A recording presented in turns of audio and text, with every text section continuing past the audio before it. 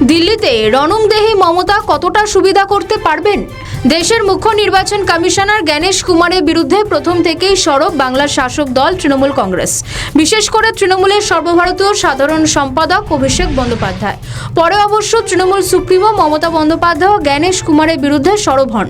তাৎপর্যপূর্ণভাবে এই দুজনই সোমবার দিল্লিতে নির্বাচন সদনে মুখ্য নির্বাচন কমিশনার জ্ঞানেশ কুমার সহ অন্যান্য কমিশনারদের সঙ্গে বৈঠক করেন। যদিও বৈঠক শেষে তৃণমূল নেত্রী তথা রাজ্যের মুখ্যমন্ত্রী দাবি করেছিলেন তারা ওই বৈঠক বয়কট করে বেরিয়ে এসেছেন। তারা আজও দিল্লিতে রয়েছেন।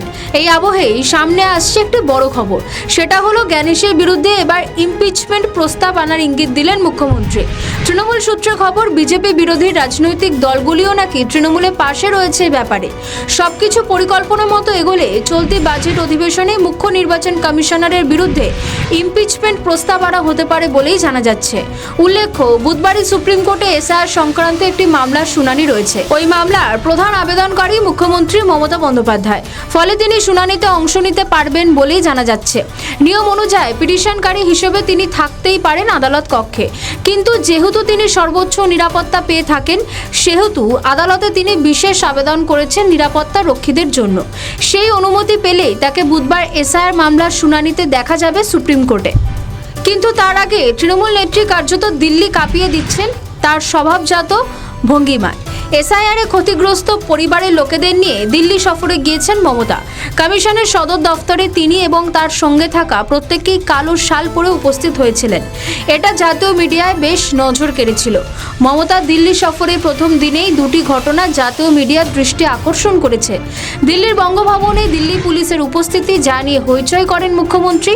আবার মুখ্য নির্বাচন কমিশনারের সঙ্গে বৈঠক থেকে বেরিয়ে এসে তিনি দাবি করেন সেখানে তাকে অপমান করা হয়েছে, তাই তিনি বৈঠক বয়কট করে চলে এসেছেন। উল্লেখ্য, পশ্চিমবঙ্গ সহ 12টি রাজ্যে এসআইআর প্রক্রিয়া চলছে। একমাত্র পশ্চিমবঙ্গ থেকেই এত বিরোধ, অসন্তোষ ও আক্রমণ আসছে কমিশনের দিকে। সেটাই কার্যত দিল্লিতে গিয়ে বুঝিয়ে এলেন মুখ্যমন্ত্রী। তিনি কখনো বলেছেন তার দল কমিশনকে বয়কট করছে, আবার কখনো বলছেন গণতান্ত্রিক পদ্ধতিতে এর মোকাবিলা করবে তৃণমূল, 1 ইঞ্চিও জমি ছাড়া হবে না। আবার কখনো বলেছেন এসআইআর এর পরও তার দল একটি হলেও বেশি আসন নিয়ে বাংলার ক্ষমতা আবার আসবে এবং ভোটে জিতে তিনি ফের দিল্লি আসবেন। কিন্তু সবকিছুকে ছাপিয়ে এখন খবরের শিরোনামে চলে এলো জ্ঞানেশ কুমারের ইমপিচমেন্ট প্রস্তাবে তৃণমূল নেত্রীকে ঘিরে বিরোধীদের তোড়জোড়। এখন দেখার এই ব্যাপারে মমতা বন্দ্যোপাধ্যায় কি কারিশমা দেখান। আমাদের ভিডিও ভালো লাগলে লাইক ও শেয়ার করুন, কমেন্ট সেকশনে আপনাদের মতামত জানান। আরও ভিডিও পেতে আমাদের চ্যানেলটিকে সাবস্ক্রাইব করুন এবং প্রতি মুহূর্তে খবরের আপডেট পেতে প্রেস করুন বেল আইকন।